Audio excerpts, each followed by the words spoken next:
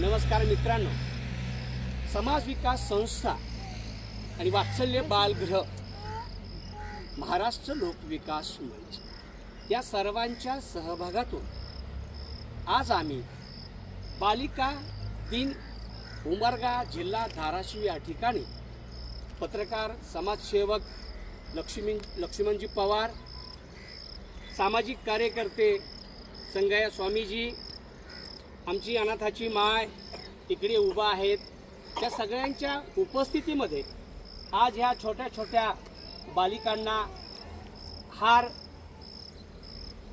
आणि एक ड्रेस देऊन आम्ही हा दिन साजरा करत आहोत।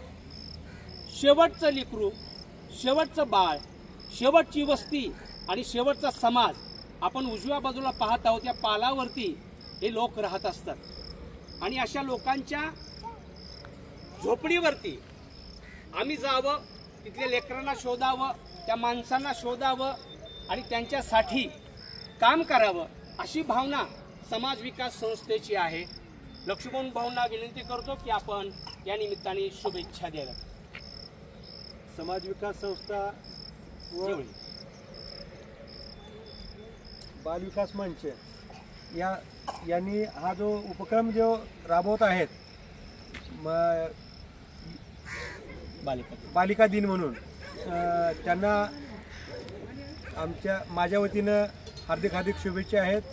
त्यांचं कार्य उत्तरोत्तर प्रगतीनं चांगल्या पद्धतीनं सर्वांना, सर्व वंचित घटकातील बालिकांना कपड्यांच्या माध्यमातून, त्यांच्या शिक्षणाच्या माध्यमातून त्यांनी जास्तीत जास्त म्हणजे त्यांना न्याय देण्यासाठी प्रयत्न करावेत एवढं सांगून मी माझे 2 शब्द संपवतो।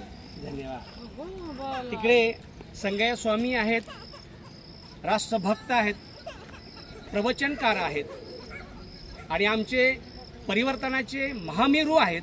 त्यांना विनंती करतो की आपण शुभेच्छा द्याव्या। आज बालिका दिन आहे। वाघ सरांनी हा जो कार्यक्रम केलेला आहे, कबीरदास म्हणतात, घर से मंदिर दूर है तो क्या हुआ, घर से मंदिर दूर है तो क्या हुआ, किसी बच्चे को हसाओ तो खुदा खुश हो।